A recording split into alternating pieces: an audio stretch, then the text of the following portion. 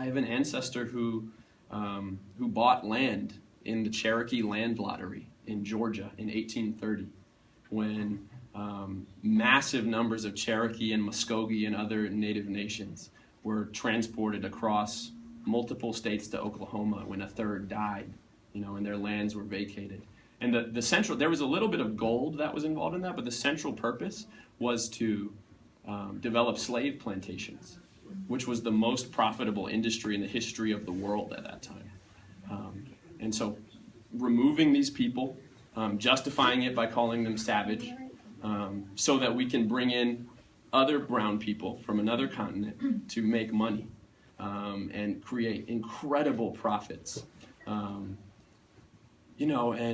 And so my ancestor, like I said, 15 years later had a larger plantation with 25 slaves, and we've seen documentation of that.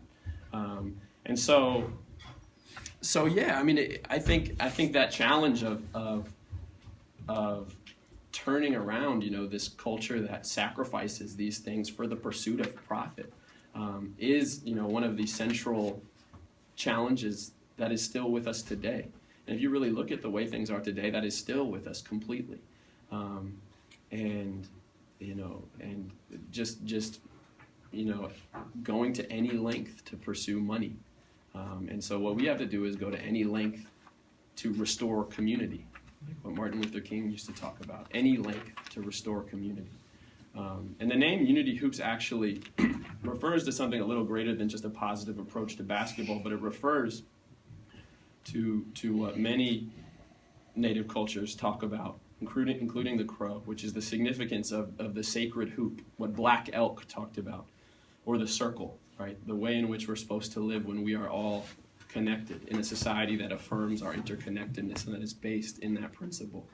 And the society was broken by, 500 plus years of imperialism, of white supremacy, of colonization, of capitalism, if you're really honest about it.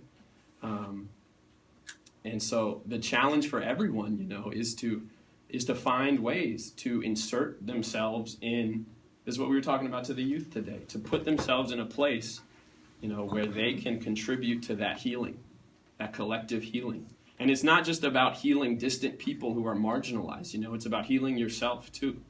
It doesn't matter how much material wealth this unjust system has given any of us. Because anyone who is in this society is spiritually harmed, There's a great soul wound that is present in all of us because we live in this world. We live in this country that has, the highest level of wealth inequality in the history of the industrialized world right now, greater than the Great Depression. And so the reality is that it is imperative for everyone to find their path toward that healing. And that looks different for everybody. And this is just one way, because of the way, our lives lined up, that we were able to do that a little bit.